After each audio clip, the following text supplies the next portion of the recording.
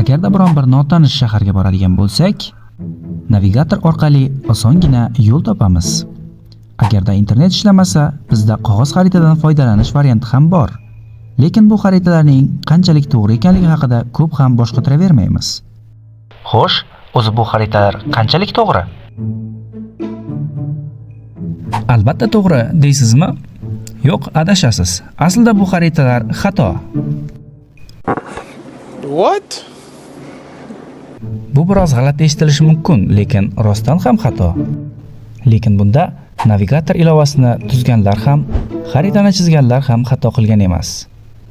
Gap shundaki, yer shar shaklda. Shar shaklni esa hech qanday xatoliklarsiz tekis yuzaga tasvirlashning hech qanday imkoni yo'q. Xuddi mana bu videodagi kabi.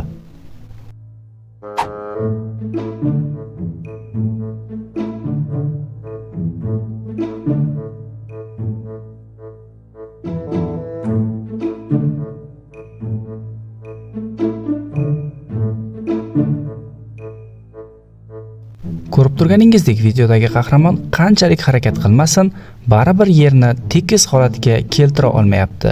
Cho'zganda ham, yirtganda ham umuman natija bo'lmayapti. Shu o'rinda savol tug'iladi. Xo'sh, unda biz foydalanadigan tekis xaritalar qanday qilib yaratilgan?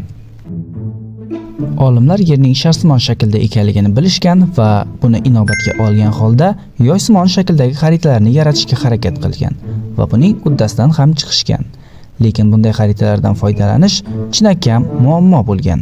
Masalan, siz Yevropadan Amerikaga harakatlanmoqchi bo'lsangiz, yoysimon shaklda harakatlanish kerak bo'lardi. Buning sababi esa yerning sharsimonligida edi. Sizdagi ozgina xatolik ham umuman boshqa manzilga olib borishi hech gap emasdi. Va nihoyat 1569-yilda Gerardus Mercator ushbu muammoga yechim topadi. U tuzgan xaritaga ko'ra siz yoysimon shaklda emas, balki to'g'ri yo'nalishda harakatlanib ham Amerikaga bemalol yetib olishingiz mumkin bo'lar edi. Ushbu xaritaning siri shunda ediki, ekvatordan qutblar tomon yer cho'zilgan shaklda tasvirlanar edi. Ushbu xaritada xatoliklar ko'p bo'lsa-da, foydalanish qulay bo'lganligi uchun ham butun dunyo tomonidan tan olinadi. Ammo baribir xato edi. Ushbu tasvirlar orqali esa siz Mercatorning qanday qilib o'z xaritasini yaratganini ko'rishingiz mumkin. Dastlab yer teng bo'lgan qismlarga ajratib bo'lib olinadi hamda oraliqda qolib ketgan bo'sh joylar shunchaki cho'zish yo'li bilan, to'g'ri eshitdingiz, cho'zish yo'li bilan to'ldirib yuboriladi. Buning natijasida esa yaxshigina xatoliklar paydo bo'ladi. Shunday xatoliklardan biriga yorqin bir misol. Mercator tuzgan dunyo xaritasida Grenlandiya hamda Afrika materigi tengma-tengdek ko'rinadi. Lekin globusga qaraydigan bo'lsak, Grenlandiya ancha kichkina ekanligi ko'rinadi. Aslida Grenlandiya oroli Afrikadan 14 martaga kichkina hisoblanadi.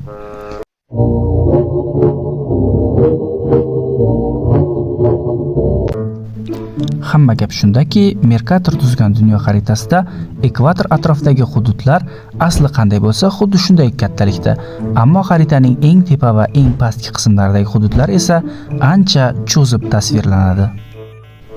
Mana shu sabab uchun ham Rossiya davlati bizga aslidagidan ko'ra ancha kattaroq bo'lib ko'rinadi. Agarda True Size of saytiga kirib, Rossiyani belgilab ekvator atrofiga tortib keladigan bo'lsak, aslida cho'zilmagan maydoni qancha bo'lishini bizga ko'rsatib beradi. Bu tajribani siz Amerika Qo'shma Shtatlari yoki umuman barcha xohishli davlatlar bilan ham tekshirib ko'rishingiz mumkin. Bu esa bizning jonajon O'zbekistonimiz. U deyarli cho'zishlarsiz tasvirlangan. Agarda qutb atrofida bo'lganda taxminan shunday cho'zib tasvirlanardi. Yuqoridagi fikrlardan shunday xulosaga kelish mumkinki, demak, biz foydalanayotgan har qanday xarita hamda har qanday navigatorda ma'lum darajada xatoliklar mavjud. Agarda siz mutlaqo cho'zilishlar yo'q, xatoliklar mavjud bo'lmagan xaritadan foydalanishni istasangiz, sizga mana shunday xaritalarni taqdim etgan bo'lar edi. Ko'rib turganingizdek, ushbu xaritalardan foydalanishning mutlaqo iloji yo'q. Juda ham noqulay. Bundan xulosa qilib aytish mumkinki, demak, bugungi kunda biz foydalanayotgan xaritalar bizga mutlaqo to'g'ri ma'lumotlarni emas, aksincha foydalanish qulay bo'lgan ma'lumotlarni taqdim etadi. Shuning bilan ushbu mavzudagi videomiz o'z nihoyasiga yetdi. Agar video sizga yoqqan bo'lsa, like bosishni hamda bundanda qiziqroq mavzudagi videolarni o'tkazib yubormaslik uchun kanalga obuna bo'lishni unutmang. Oxirgacha ko'rganingiz uchun rahmat.